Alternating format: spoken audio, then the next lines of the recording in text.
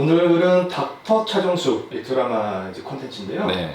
이 의학 드라마는 애지간해서는 인기가 굉장히 높아요. 그렇죠. 저도 닥터 차정숙 처음 들었을 때 이름은 되게 촌스럽다고 생각을 했는데 사실 우리 병원에서 촬영 섭외가 들어와가지고 하신다고 하다가 이제 장소가 좀 멀다고 취소돼서 그때만 해도 닥터 차정숙 뭐 이렇게 촌스러운 드라마가 있나 했었는데 지금 보니까 굉장히 핫하네요.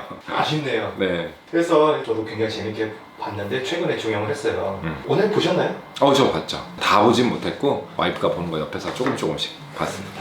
극 중에 있는 갈등 중에 하나가 차정숙 씨가 쓰러지고 나서 네. 급성 간염 판정을 받아요. 예. 그리고 얼굴도 시커멓게 화장도 하고 분장 잘하셨더라고요. 연출했는 기억이 나는데 이 급성 간염의 전조 증상이 있는지 갑자기 좀 궁금해졌거든요. 네.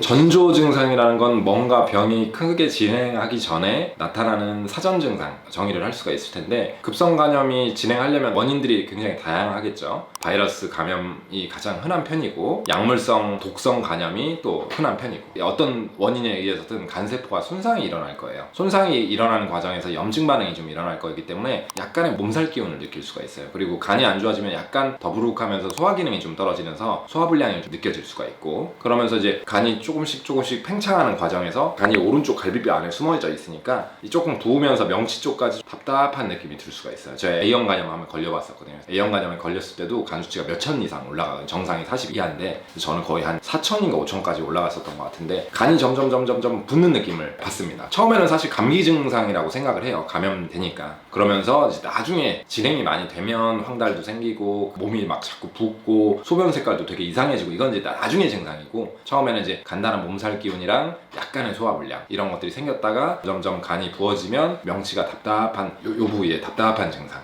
그리고 이제 간 수치가 아주 많이 높아져서 기능이 점점 상실이 되기 시작하면 황달이 생기고 얼굴이 노래지고 소변이 아주 찐 갈색으로 바뀌게 되죠. 그래서 전조 증상이라고 하면 약간의 소화불량처럼 느낄 수도 있고 약간의 몸살 기운 같은 그냥 몸이 안 좋다라는 느낌만 받으실 수도 있습니다. 네, 이제 극중 내용 중에 건강원에서 지어준 건강즙 때문에 갑자기 간이 나빠지는 설정이 나와요. 네네. 이것 때문에 논란이 좀 많은 걸로 알고 있습니다. 그래서 갑자기 궁금한 게 약재 혹은 뭐 음식물 같은 거를 통해서 아니면 건강보조식품 굉장히 많잖아요. 네네. 간에 무리를 주는 경우가 있는지 그리고 어떠한 원리로 간이 나빠졌는지 그 케이스 좀 알려주시죠.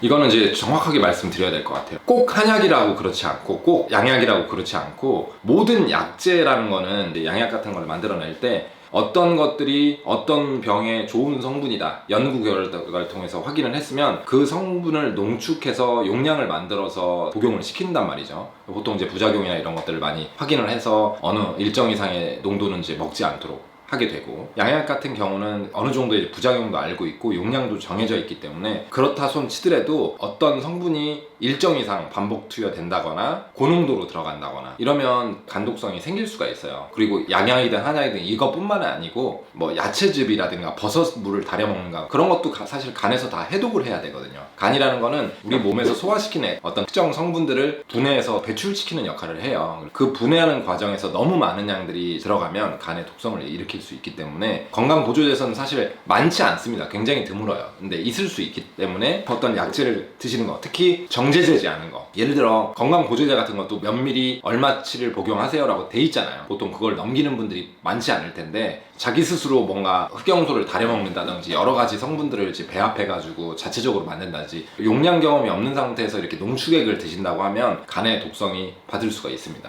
그리고 마지막으로 극 중에서 이제 간이 안 좋은데 이제 외과로 입원을 했어요. 네네. 제가 생각했을 때 이게 내과적인 질병이라서 이렇게 내과로 입원해야 되는 게 아닌가 해서. 네, 그렇죠. 그러니까 처음에는 당연히 내과로 입원하겠죠. 여기서 얘기하는 이제 약물성이니까 어쨌든 약물성 독성 간염이기 때문에 독성 간염은 모든 사람이 간 이식을 하지 않습니다. 독성 간염의 진행 양상을 보시면 굉장히 이게 독성 간염의 정도가 차이가 굉장히 심해요. 예를 들어 정도가 1이 있다면 100까지 있는 거예요.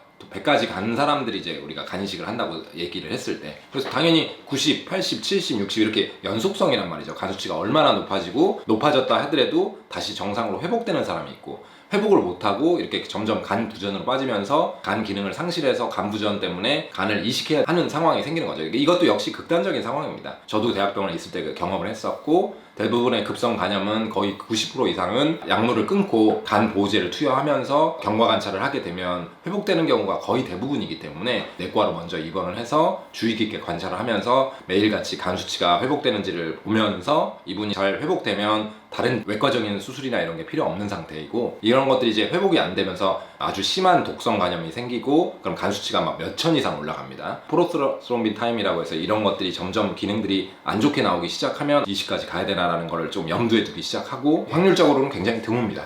어쨌든 궁금했는데 좋은 말씀 감사합니다. 네. 오늘 영상이 도움이 되셨다면 구독, 좋아요, 알람 설정 부탁드립니다.